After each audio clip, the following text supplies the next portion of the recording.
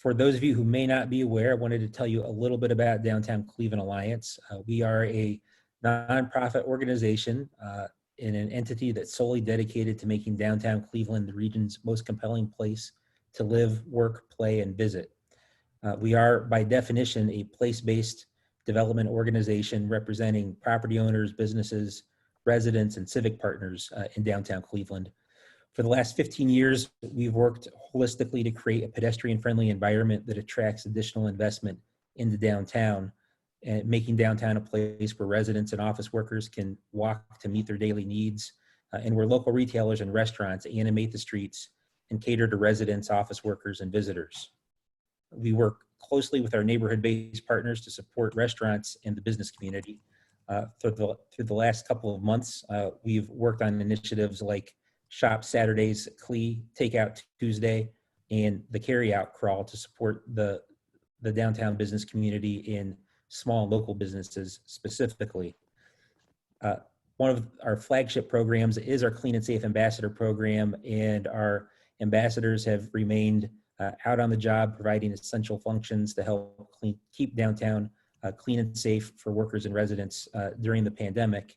And one of the ways that we've been showing our gratitude to the ambassadors is providing daily lunches to the ambassadors as they go about their daily work. And we've created an ambassador appreciation program through which you can support the ambassadors in this manner as well. Again, providing support to frontline workers that are cleaning and sanitizing downtown to make sure that it's providing the clean and safe experience that we all want people to have. You can find out how to donate to the Ambassador Appreciation Program by visiting us at downtowncleveland.com. As Lauren mentioned, we launched our Downtown Now webinar series just a few weeks ago, and I'd like to thank our media partners, Cleveland Magazine and Community Leader, for helping us make this possible. In the rapidly changing environment that we have experienced the last couple of months, we're utilizing the webinar platform to deliver resources and updates to promote health and safety, to bolster our economic resilience, and to give better insight in some of the latest information about initiatives from voices across the downtown community. And I think we have a particularly exceptional and timely voice joining us today. Todd Bowen, Managing Director of External Affairs and Government Relations with the Ohio Restaurant Association, is joining us. And in a little bit of a departure from our format from the last couple of weeks where we've had panel discussions, today we're having a one-on-one conversation with Todd, because again, I think not only are the issues facing restaurants very timely, with outdoor seating beginning this past weekend and indoor seating beginning today, but restaurants are exceptionally important to the downtown business community and the fabric of life in downtown Cleveland and really any central business district. So Todd, thank you for joining us today. Absolutely, my pleasure. I thought we might begin by just talking a little bit about the Ohio Restaurant Association. A lot of folks may be somewhat familiar with what you do, but when you're not operating in the middle of a pandemic, can you tell us a little bit about the association's work and what you do day in and day out? Absolutely. Yeah, so the Ohio Restaurant Association, if it were not for the pandemic, we would be putting most of our time and energy right now into, this is our 100th year of operation. So we were planning a big 100-year celebration this summer, a big event. And obviously we're not going to be able to do that event, certainly in the summer. We'll see whether we can do it in the future. But the Ohio Restaurant Association exists for one reason, and that is to promote, protect, and partner with Ohio's restaurants. We protect Ohio's restaurants primarily through our advocacy efforts. We advocate both in Washington, D.C., at the State House, and locally significantly. And it's interesting that I spend more of my time dealing with the cities and municipalities around the state than I do really at the State House these days, because so many of the things that might end up at the State House one day often start in the cities. So that's become even more important recently. In terms of promoting restaurants, that's something we've taken much more seriously over the last 3 or 4 years. It used to be we kind of promoted the idea of how important the industry is to Ohio's economy. We still do that. There are 23,500 restaurant and food service locations in Ohio, employing 585,000 Ohioans. And I lead with that in every conversation I have with a legislator or a mayor, that just how significant restaurants are to Ohio's economy. But we also take very seriously promoting individual restaurants who are our members. And we do that. We've really beefed up our social media presence recently. And if you don't follow us on social media, you should. Our social media manager, Homa Mohiamini, is really excellent at it. The pictures she posts and the way she shouts out the restaurant is really top notch. And then third, partnering with, we just have a number of relationships with some of our vendor partners through which we are able to offer discounts, guidance to restaurants, and really be helpful to them in a number of ways. I kind of always phrase that as we're the consultant of first resort. So if you have a question, call us. We'll either know the answer, someone here at the staff. We've got an amazing board of directors.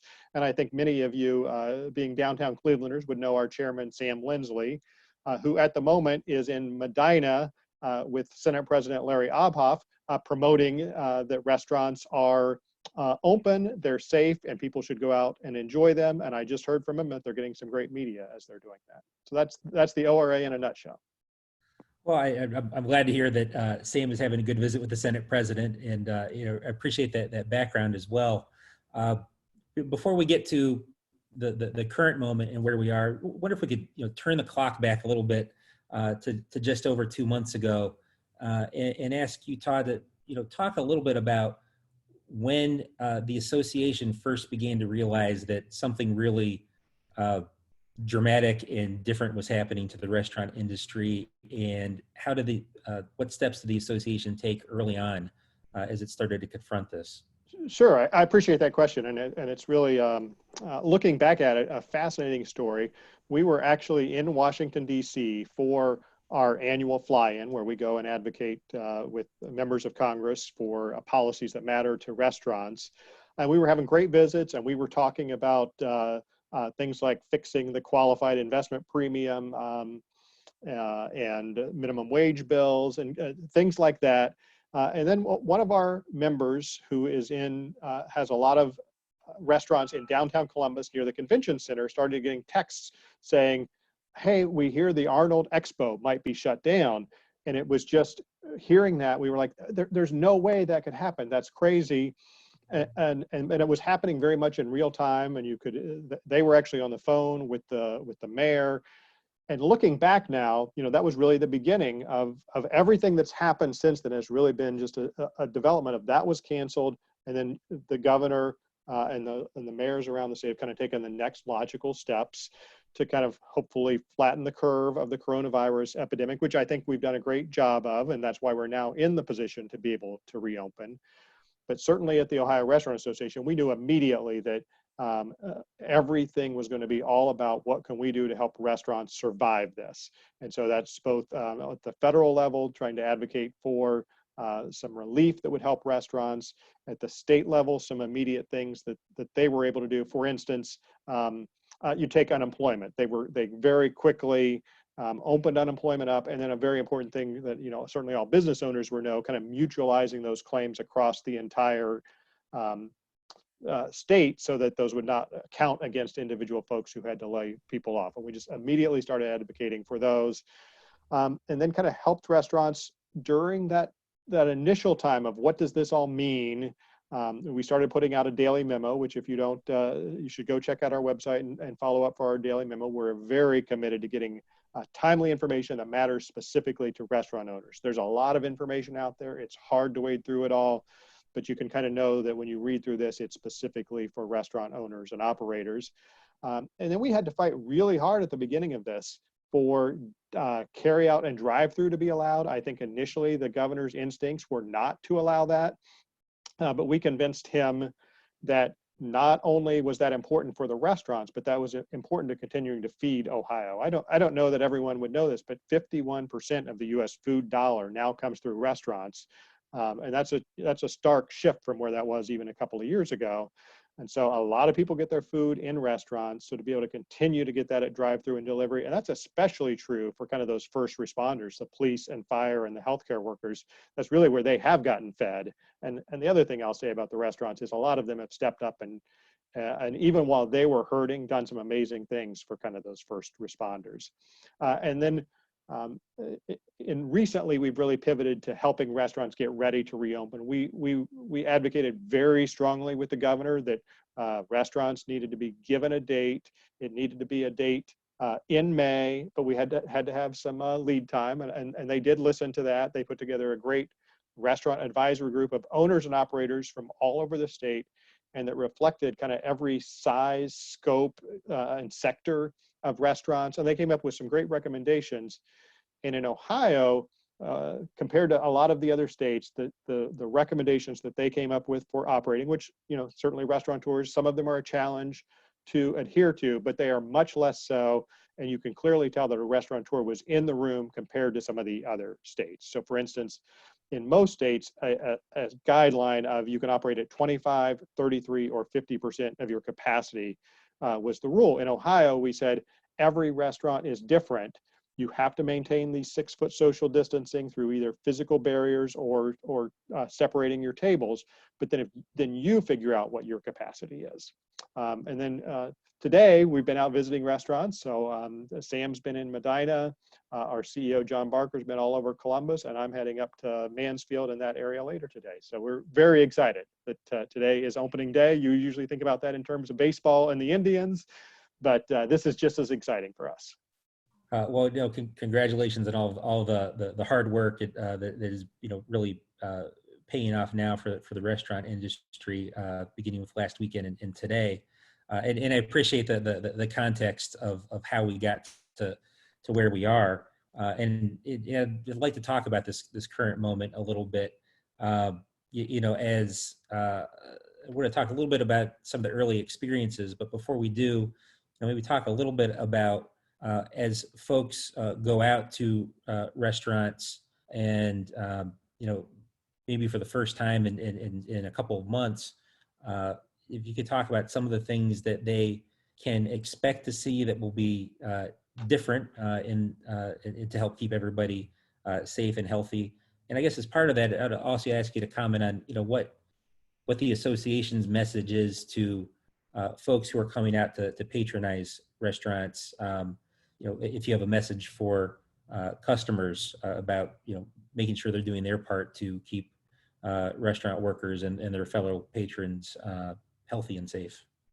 Yeah, absolutely. That's a really good point. It's really, we always say we're all in this together, but in terms of this opening going well, it really is true. It is the restaurant owners and operators, restaurant employees, the local health officials, and then restaurant patrons all working together to make this a safe and positive experience for everyone. And at the ORA, we put together what we're calling the Ohio Restaurant Promise, and that's featured very prominently on our website. And what that is it's a pledge from the restaurant owner and operator to the dining public of some of the things that the restaurant will be doing to keep them safe. But it also has a pledge from the dining public to restaurant owners, operators, and their employees saying that we will also do our part. And really, what is their part? It's if you're sick, don't come, get carry out, get delivery.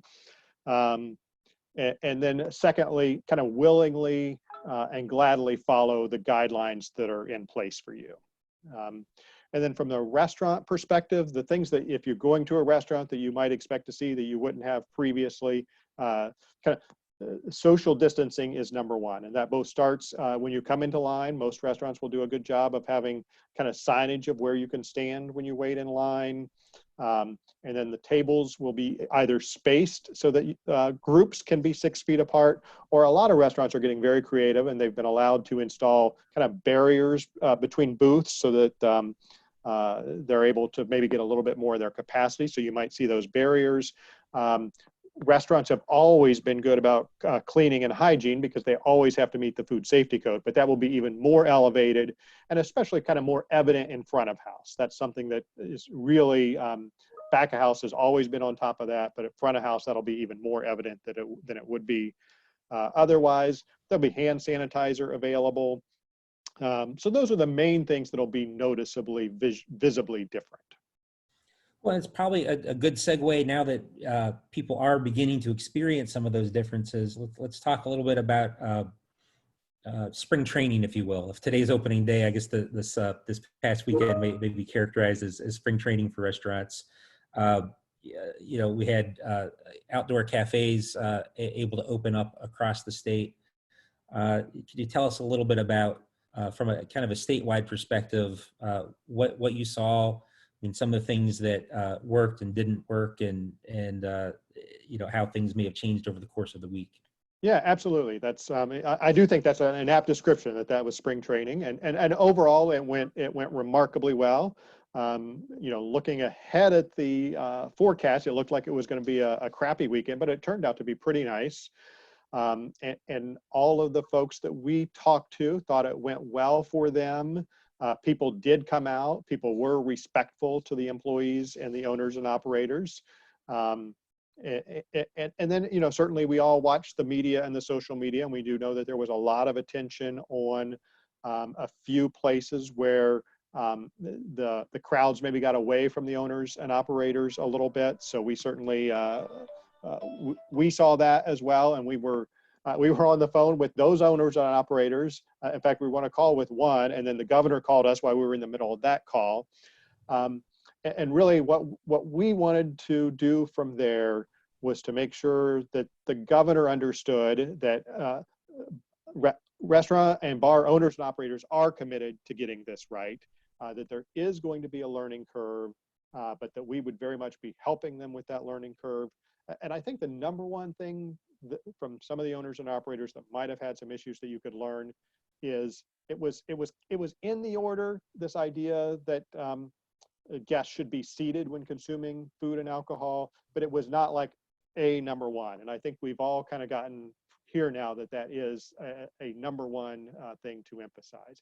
Every guest should be seated while consuming any food or alcohol, and if they're in line, they should be socially distanced from group to group. So if you take care of that part, that'll go a long way. And then the second is, you should definitely have somebody on every shift who their primary role is to be the social distancing communicator. And if you have that person and they're trained well, that'll go a long way. So the rest of the staff can kind of do their normal hospitality. And then this person has to be also someone who's not afraid, to speak bluntly to guests if that's necessary. So that was, I think that was important. And then we also had a conversation. We all heard that the governor had enlisted the Ohio Investigative Unit and that they'll have some more agents going around. And we had a really great call with the director of the Department of Public Safety, some local law enforcement officials, and the chief of that Ohio Investigative Unit. And we talked through how we can kind of all work together. And they certainly did say they're going to be coming out this weekend and probably for a couple of weeks thereafter in pretty good force. But they're seeing their role first as helping to educate owners and operators about what's in the Dine Safe Ohio order and how they can meet it and really help everybody work together. They certainly do have enforcement capability. So if you have some owners and operators that are either really struggling to get it right, and then always there are a few that that don't want to, that just kind of want to give the middle finger to folks that want to tell them what they have to do. That's where you might see some enforcement. Well, I think, again, all very helpful context for some of the different things that people might see even this weekend that would be a little bit different from this past weekend. I know you mentioned at the outset that you're getting some good media coverage of your board chairman's tour around Northeast Ohio with the Senate president. Today being the first day of restaurants being able to offer indoor dining, are you getting any feedback about how that's working so far? Yeah, all the anecdotal feedback that we're getting so far has been that it's been a good day, a good lunchtime, and I think I think today will probably be not an overly busy day for restaurants, and I think probably mostly they'll be happy with that to let today being a Thursday be a little practice for this weekend. And I do think folks will expect it to be busier, but I do know we have fielded a ton of questions all week that restaurant owners worked really hard this week to be ready, and they put great plans in place, and I think it'll be a good opening weekend. Now, we've also talked a little bit about some of the evolving policies that to further help the industry, and I wanted to ask you about a few of those things. I'd like to begin at a local level. One of the things that we've heard a little bit about in Cleveland that we're talking with our local government about, and that other communities are exploring as well, is this idea of expanding cafe seating along sidewalks, opening up roads to pedestrian traffic and greater cafe seating, and wondering what your observations have been around the state about how cities are approaching that, and a little bit of what's working and what's not working in this first week. Sure. And it is wonderful to see. I think almost universally, city leaderships have great relationships with the restaurant owners and operators in their city. Some of the cities have kind of jumped more quickly at this idea of opening streets, closing some streets, some alleys, expanding sidewalks through what's called revocable street privilege. And allowing restaurants to expand their footprint out into some of the public areas. Cincinnati has done a lot in that area. And so I would say for other cities, this might be great, kind of learn from what Cincinnati's doing, see how last weekend and this weekend go for them. But presuming that it all goes well, that is something that can make a really big difference for restaurant owners and operators and for the communities. Certainly to see people back downtown, back engaging, doing so responsibly will be a big deal, not just to the restaurants, but to the entire city center. And then the other thing that we have been working on is some policy changes at the State House that would allow that you could serve alcohol in those areas, because clearly for the restaurants to actually make some money while they're in this additional space, alcohol has to be a part of that. Again, done responsibly. And two legislators did introduce a bill, House Bill 669 yesterday, and they've already got a good number of co-sponsors, but it really does three things. The carry out alcohol that was been done as an emergency clause, which I think has been really helpful to a lot of restaurants to make some money on carry out alcohol while people were getting their carry out meals, to make that permanent. This would also allow third-party delivery of alcohol. In Ohio right now, if you hire a pizza chain, your driver can take a six-pack with them, but a third party couldn't. This would allow that. And then this would allow alcohol in those expanded areas. So if you own the property and you want to set out some tables on your parking lot, this would allow you to serve alcohol there. If you're in a shopping center and your landlord allows you to do it, that would allow you to do it there. Or if you're in a city and the city grants permission, this would allow you to serve alcohol there. So I think that'll be very helpful as we go through this summer, because with social distancing, capacities are going to be limited. And we also know, I think if done right, it's all safe, but for those who are a little bit more nervous about doing this, I think they'll feel a little more comfortable on a patio. So this will help restaurants serve those people who are a little bit more nervous as well. In another policy area I wanted to ask you a little bit about, because again, we've heard a little bit about it locally from our restaurants. A lot of restaurants seem to try to take advantage of the payroll protection program that was part of the Federal CARES Act. And we've heard a number of stories about in some scenarios that program worked very well for some folks. In other ways, it was a challenge for the restaurant industry in particular. And again, wonder if you could speak a little bit to your members' experiences with that program and what changes you may be working on at the federal level. Yeah.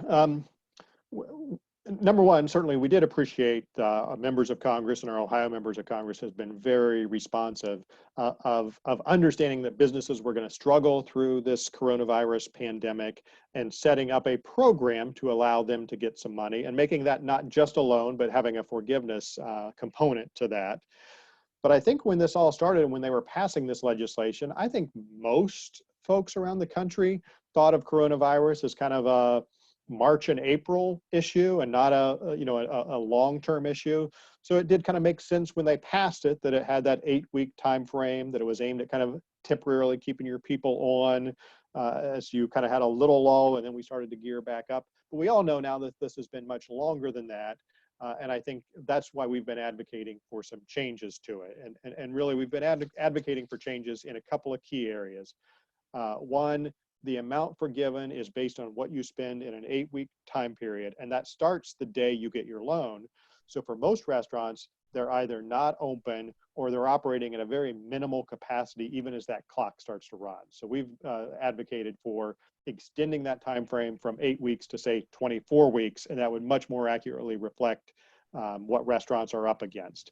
Currently, the requirement is also that you have to spend 75% of that on payroll, and you can claim 25% for other things. But we really know, especially for restaurants, especially in center cities where rents are high and other operating costs are high, your operating costs aren't 75-25. So we've advocated for that to be at least 50-50. And then the other one that we've really advocated strongly for is right now, any part that isn't forgiven is a 2-year loan. And we've advocated for that to be turned into a 10-year loan, any part that isn't forgiven. And hopefully if these other changes are made, the part not forgiven will be much smaller. But the last thing restaurants need right now is more debt that's due very soon. And I will say we've been working very hard. And if it were only our Ohio members of Congress who were voting on this, I think this would already be done. They've all been very responsive, but it's a big Congress. But just this week, a bill called the PPP Flexibility Act was introduced. This has been addressed in a couple of other bills, but they were bills that also had some other more controversial measures in them. So this is now a standalone bill, and that gives me a lot more optimism that they might get something done. Now, I also know Congress can act slowly, and this 8-week clock is ticking very fast. So if they're going to act, it really needs to be done, in pretty short order.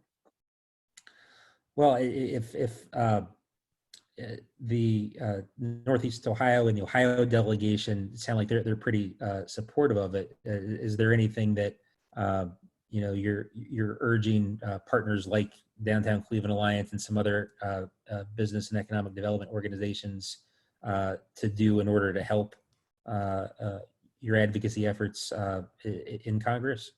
Yeah, I think having people continue to echo that is important, because a member of Congress can be for something, but you want it to be the number one thing that's on their mind. And things only say number one, top of mind to an elected official if they hear it over and over and over again. So that is helpful that they hear it from our partners, from restaurateurs, from folks like you guys. That is great advocacy advice across the board. Absolutely, yes. I guess I'd like to pause here for a minute and Lauren, maybe turn to you and see what sorts of questions we may be getting from our audience.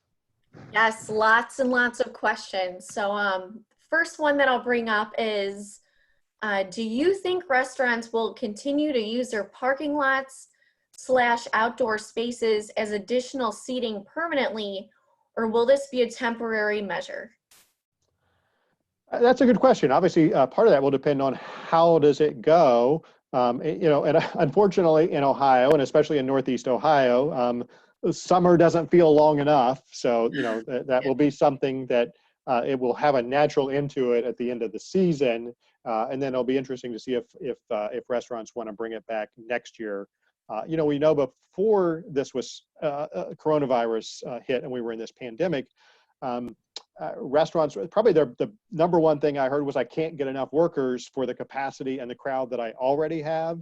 So it'll be interesting to see if we get back to that by the beginning of next spring or summer, because that's also a limiting factor.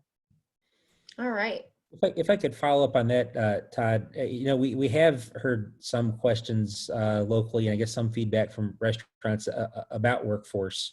And some of it ties to the payroll protection program and some of the challenges there. But I guess what sorts of feedback are you hearing around the state about whether, as restaurants are reopening, are they facing workforce issues in terms of whether they were able to hang on to their previous employees, and whether they're able to effectively recruit and maintain an appropriate staffing level right now. Yeah, I think there was deep concern about that. Probably at the most kind of in the middle time of all of this, and it really related to two things. And one was the Paycheck Protection Program, and the requirement that you bring people back.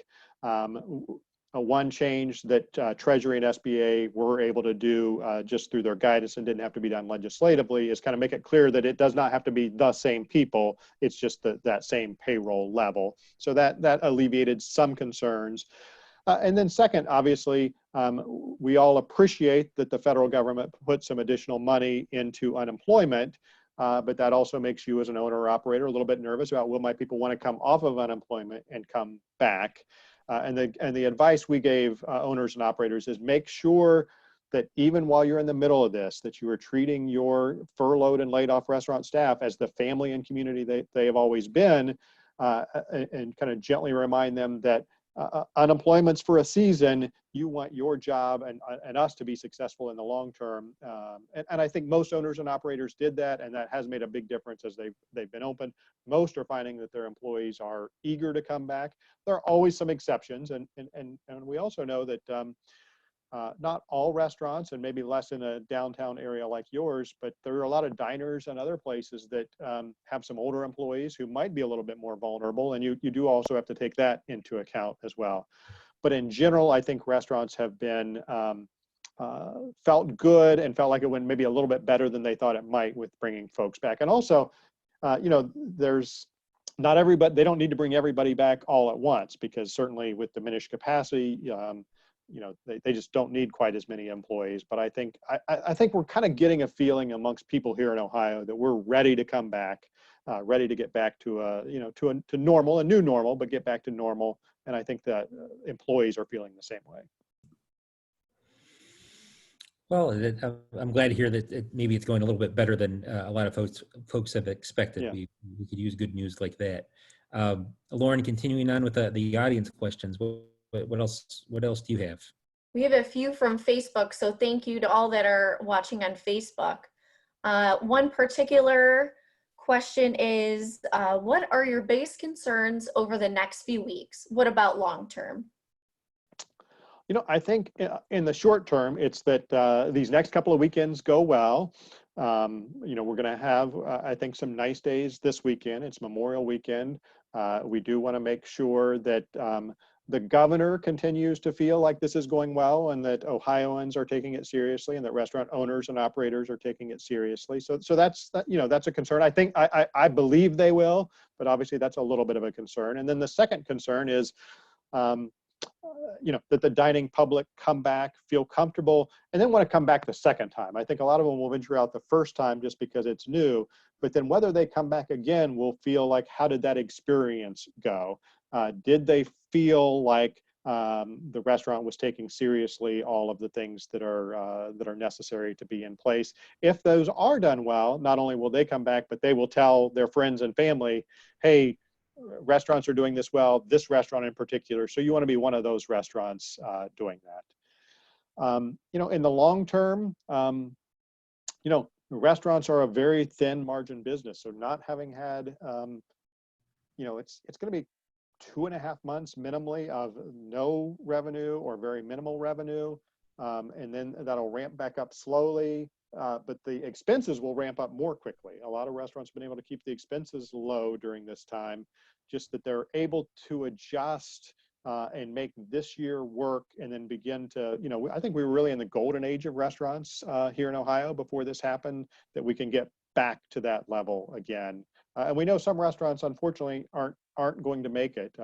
Again, it being a very close margin business, there are a lot that we're always operating on the edge. So it'll be sad to see some of our favorites not make it through, but there'll be some new ones that come, I think, to fill in that gap eventually. All right. The next one, how are restaurants strategizing to deal with lower volumes of foot traffic due to event cancellations, fewer people in the office? things of that nature. I think restaurants they're getting very creative. I think they're making some menu adjustments. And I think that, I think they will also have to think about their price points a little bit, that even while we're needing to encourage the dining public to come back in, hopefully the public will understand that restaurants are going to be able to do fewer happy hours, less discounting. So I'm not saying raise your prices, but I'm saying maybe some less discounting might be in order. And by and large, one of the things I've witnessed through this that I hope does stay with us is that I think mostly Ohioans are more friendly to folks that they see like grocery workers, service workers, and I really hope that continues. And I think that will go a long way toward helping with that as well. Thank you for that one, Todd. Do you anticipate any major lasting impacts to the general restaurant operations and customer interaction? When, if ever, do you foresee a return to the normal that we once knew? I do think there will probably be some things that will last. So restaurants were already moving to where delivery and carryout was a bigger part of that model. So I think this will continue that and kind of speed that up a little bit. So restaurants who learn to get that right will definitely benefit from this. And I think some restaurants, I think a lot of them were relying just on those third-party delivery companies, and I think some restaurants learned how to do their own delivery a little bit during this, and then they also learned how to do carryout in a way that made the customer it easy for the customer. And I think if they can do that, because the problem with the third-party delivery is that's very expensive. But if they can do carryout and kind of, we always used to think of carryout as pizza and Chinese and just a few things. And I think customers are more willing to carry out more things. So if you do that well, I think that can be a big difference for you. And then, contactless things, I think technology was already driving a lot of that, but this has really sped that up. So I think you've seen more restaurants where they would text you when your table's ready, and now they're saying text you when your carryout's ready. If you're able to do that, I think that will be a big deal going forward. Can you see social distancing having an impact on dine-in wait times? Yeah, absolutely. When a restaurant's when a popular restaurant is only operating at some capacity, the demand might be a little bit slow at the beginning. But as long as this goes well, you'll have more and more people wanting to come out, and so restaurants will have to work very hard to kind of manage their wait times. Hopefully, customers will also understand that. Especially when there's a wait happening and they can see that they might be more respectful at kind of the table turn times. And I think restaurants might even be willing to communicate that more directly in this time frame. And I think that can be helpful. But hopefully everybody will continue to be respectful to each other.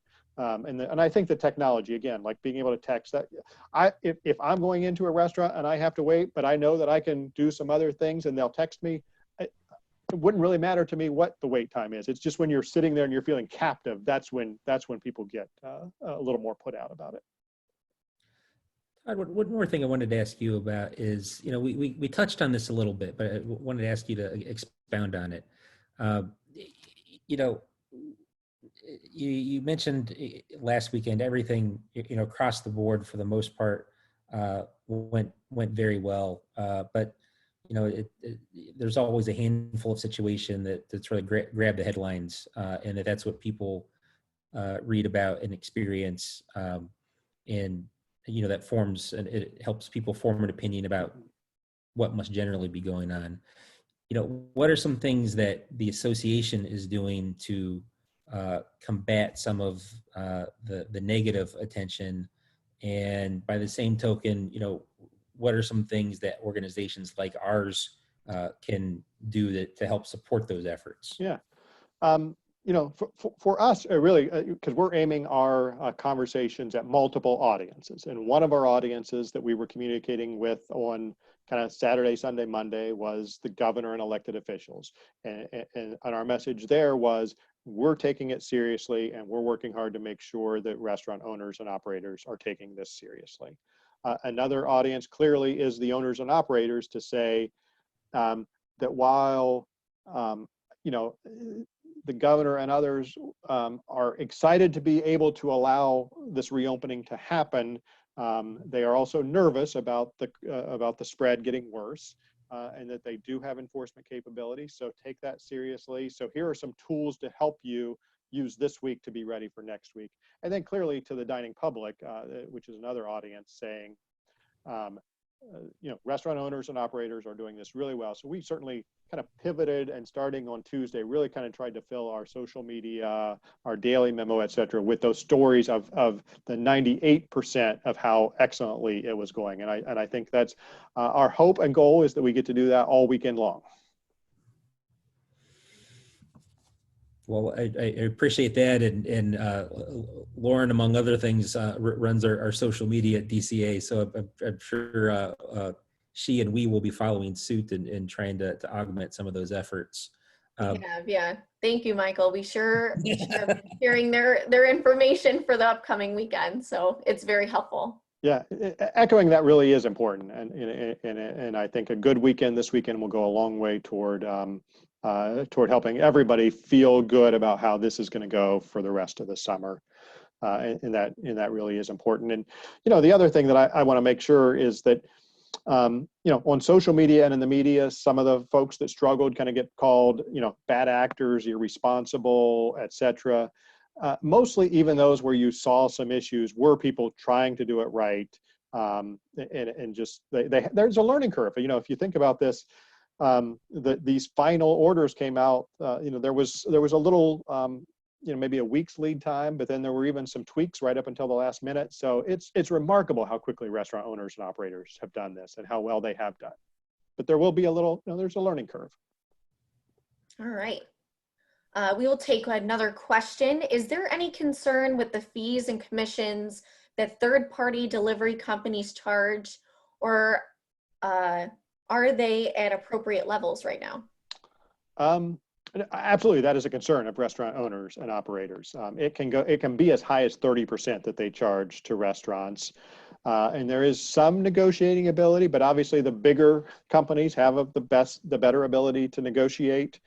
And so, you know, it's one reason that you see, I think restaurant owners and operators have a little bit of a love-hate relationship with those third-party delivery companies. They really appreciate the extra volume that it brings, but the margins are slim. You know, we're certainly hopeful that I think there will be some consolidation in that third-party delivery company. Eventually, the third-party delivery companies need to figure out is this a viable business model and can they make money at it, as opposed to just venture capital being what's keeping them going. And for that to be successful, there will have to be some equilibrium where they can make money and restaurants can make money. And if we don't achieve that equilibrium, it won't work well for either.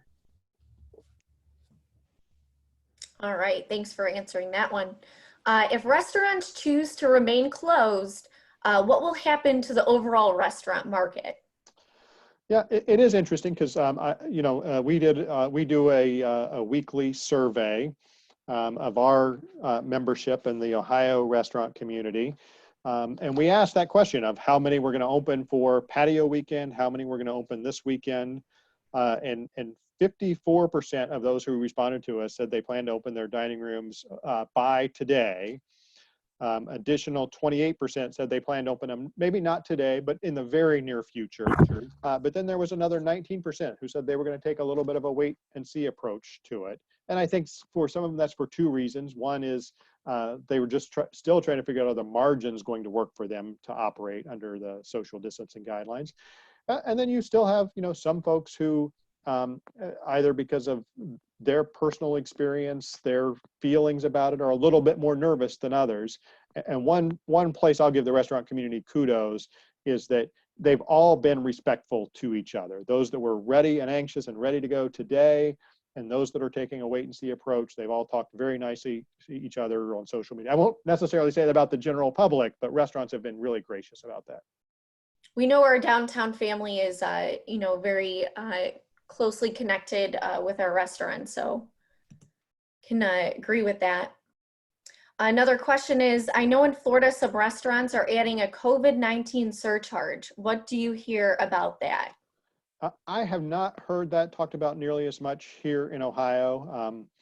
You know, I think there had been a little bit more of these kind of surcharges happening even before this, where if a restaurant wanted to offer additional employee benefits, that they would put an employee benefit surcharge on.